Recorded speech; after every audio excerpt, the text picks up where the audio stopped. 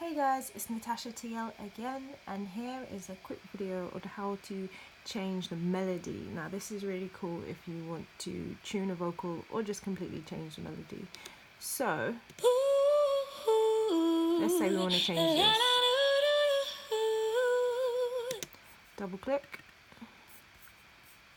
this flex icon, turn on flex, and on the right hand side you see flex time. You want to go to that drop down menu and go up to the top to flex pitch, and the magic happens here. So we've got the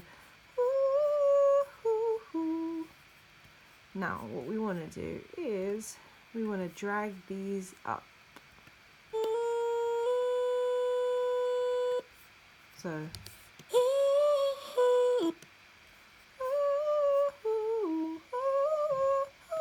let's see, we want to go.